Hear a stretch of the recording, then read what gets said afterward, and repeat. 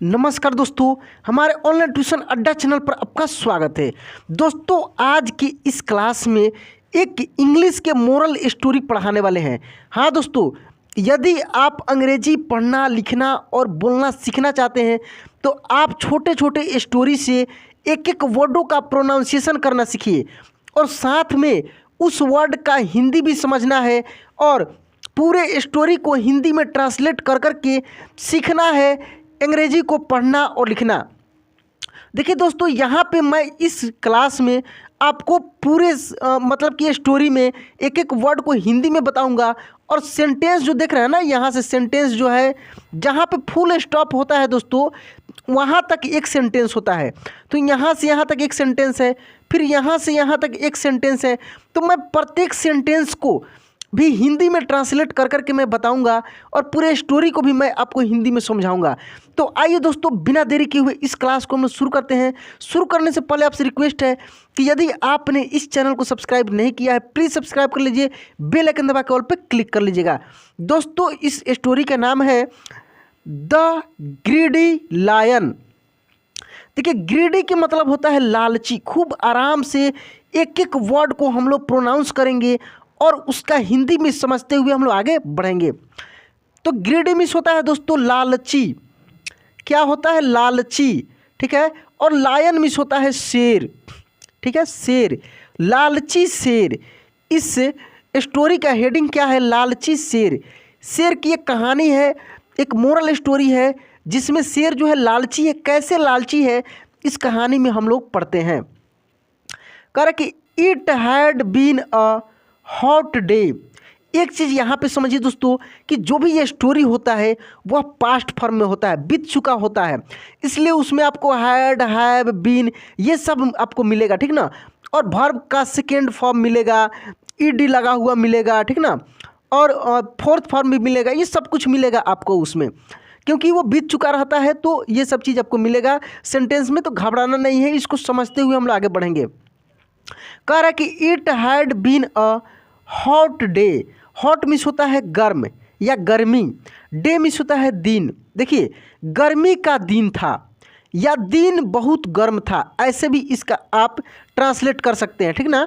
कर सकते हैं कि गर्मी का दिन था या दिन बहुत गर्म था।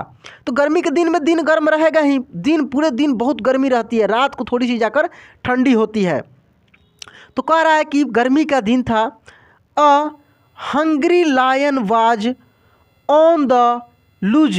देखिए, यहाँ पे दिन का बात हो रहा है, इसीलिए इस सेंटेंस को यूज किया है। कह रहा है कि यहाँ पे a hungry lion was on the loose.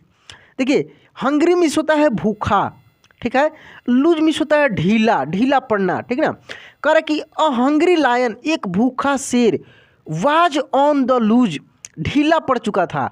भूख से भूखा हुआ था तो ढीला पड़ चुका था। मतलब कि देखिए, जो पूरा लायन जो होता है, यदि उसका पूरा पेट भरा हुआ रहता है, पूरा मतलब कि मस्ती में रहता है, तो वो पूरे तरोताज़ा रहता है, ठीक ना, और वो गरजते हुए रहता है और बहुत ही मतलब कि अपने मोशन में रहता है। लेकिन जब वो ढीला पड़ जाता है, कब? जब उसको भूख लग जाती है। तो वैसे ही एक भूखा शेर ढीला पड़ चुका था, ठीक ना, ढीला हो चुका था, मतलब कि भूख से उसकी हालत ख़राब थी, ऐसी आप बोल सकते हैं। नेक्स्ट सेंटेंस यहाँ पे देख रहे हैं, कहेगा कि he emerged from his den and began searching for food. खूब ध्यान से इसको देखेंगे दोस्तों। इमर्ज मिस होता है बाहर आना, ठीक है ना, निकलना या बाहर आना। फ्रॉम मिस से, डेन मिस होगा मांद, जिसमें शेर रहता है उसको हम लोग डेन बोलते हैं, मांद, ठीक है। बिगिन का ही पास्ट फॉर्म में बिगेन, शुरू हो जाना, ठीक है ना। सर्च मिस होता है खोजना, सर्चिंग मिस होता है खोजने लगना, ठीक है ना, इस तरीके का है। तो यहाँ पे पूरे सेंटेंस को हम लोग ट्रांसलेट करते हैं। कह रहा कि he emerged from his Dane, वह अपने गुफा से, अपने मांद से बाहर आया। कौन? शेर अपने मांद से, डेन से बाहर आया। And began searching for food, और बाहर आने के बाद भोजन की तलाश करने लगा।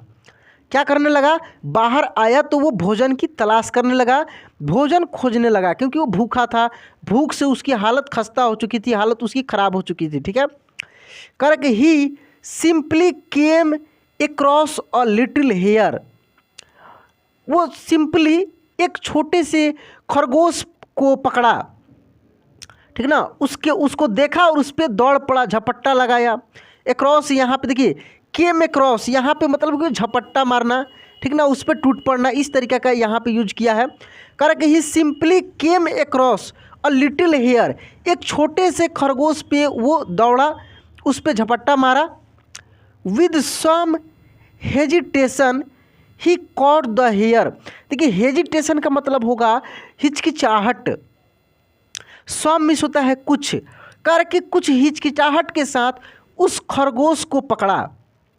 हिचकिचाहट कैसी थी दोस्तों, उसको मतलब ये सोच रहा था कि इतनी छोटी सी जीव को पकड़ने से मेरा पेट नहीं भरने वाला है, फिर भी भूखा था तो उसको पकड़ा।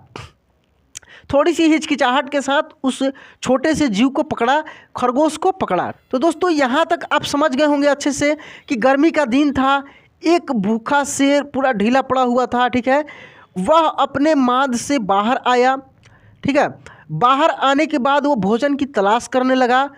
वह सिंपली एक खरगोश पे दौड़ा और उसको वह थोड़ी सी हिचकिचाहट के साथ पकड़ लिया। अब इसके आगे देखते हैं हम लोग, यहाँ से पढ़ते हैं दोस्तों। This hare can't fill my stomach, the lion rejoined. Rejoined means होता है तर्क देना, तर्क दिया। शेर तर्क दिया मतलब कि अपने आप में बोला, क्या बोला कि this hare can't fill my stomach, यह खरगोश मेरा पेट नहीं भर सकता है। छोटा सा खरगोश है, इससे क्या होगा, मुझे कुछ नहीं होने वाला, इससे मेरा पेट नहीं भर सकता है, ऐसा शेर ने बोला, तर्क दिया, ठीक है।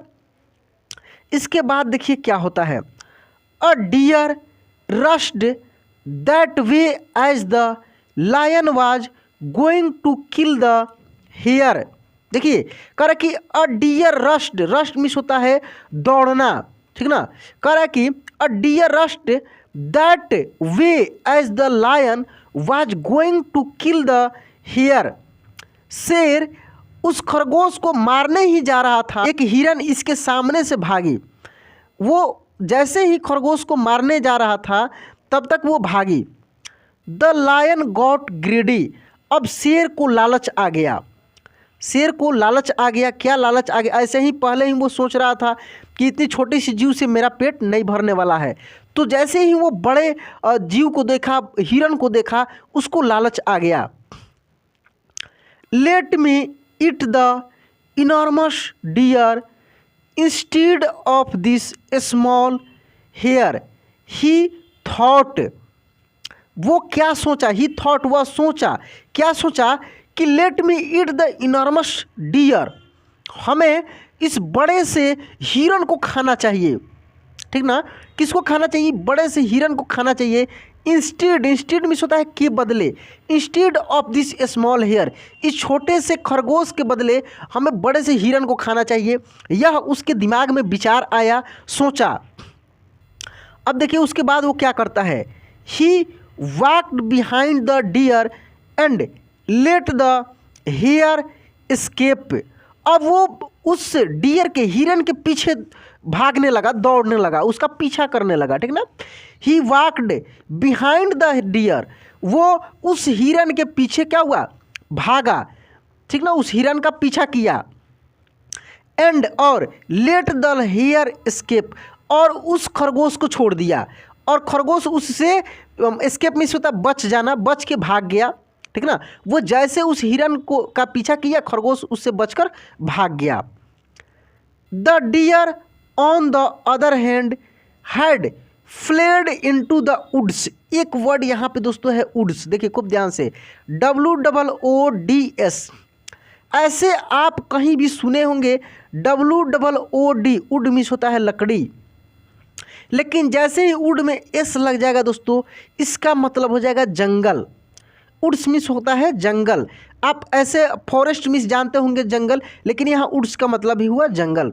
Correct, the deer on the other hand had fled into the wood. इधर इससे बचकर खरगोश भी भाग गया, और जो हिरन था वो दूसरे तरफ, अदर हैंड मतलब दूसरे तरफ फ्लेड इनटू द वुड, जंगल में घुस गई। इधर ये खरगोश को भी छोड़ दिया और उधर हिरन जो है जंगल में घुस गई। उसके बाद देखिए कह रहा है कि the lion felt bad about letting the hare go. खरगोश भी भाग गया, हिरन भी जंगल में घुस गई। तो खरगोश के लायन से भागने पर, मतलब कि लायन जब छोड़ दिया, उससे उसको काफ़ी पछतावा हुआ, बहुत ही पछतावा हुआ। इसलिए कहा गया है दोस्तों कि जो सामने आए, पहले जो आए उसको एक्सेप्ट कर लेना चाहिए। हो सकता है कि जिस तलाश में आप हैं उसमें काफ़ी समय लगे, ठीक ना, ऐसा भी नहीं है कि वो मिले ही नहीं, मिल सकता है लेकिन समय लगे। तब तक जो आता है उसको अपनाइए, जो भी आपके पास है उससे संतुष्ट रहिए, फिर अगले आगे जो आप चाहते हैं उसकी तलाश में रहिए। ऐसा नहीं कि जो छोटा चीज़ आया उसको छोड़ दिए और बड़ा के चक्कर में पता लगा छोटा भी गया बड़ा भी गया, कुछ नहीं हुआ। तो इस प्रकार से नहीं करना चाहिए दोस्तों। देखिए इस स्टोरी का मोरल क्या है, कह रहा है कि मोरल ऑफ द स्टोरी, इस स्टोरी का मोरल क्या है, a bird in hand is worth two in the Bush.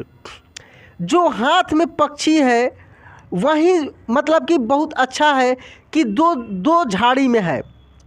इसका तात्पर्य क्या हुआ, मान लीजिए कि दो झाड़ी में आपको पक्षी दिख रहा है और एक हाथ में आप पकड़े हुए हैं। अब ऐसा मत करें कि उस दो पक्षी को पकड़ने के बदले इसको एक को छोड़ दें।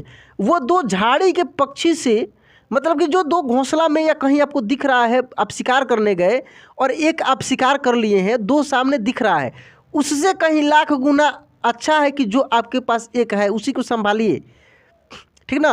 अब दो के चक्कर में पता लगा कि ये भी आपके हाथ से गया। तो इस पूरे कहानी का दोस्तों मोरल क्या था कि जो आपके पास है उससे संतुष्ट रहिए और दूसरे के चक्कर में, दूसरे चीज़ों के चक्कर में ज़्यादा उसको भी मत गंवा दीजिए। तो दोस्तों यह स्टोरी कैसा लगा प्लीज़ कमेंट बॉक्स में लिखकर बताइएगा। और यदि अभी भी इस चैनल को आप सब्सक्राइब नहीं किए हैं प्लीज़ सब्सक्राइब कर लीजिए, बेल आइकन दबा के ऑल पे क्लिक कर लीजिएगा। चलिए दोस्तों आज की क्लास यहीं पे एंड करते हैं, मिलते हैं अगले क्लास में। जय हिंद।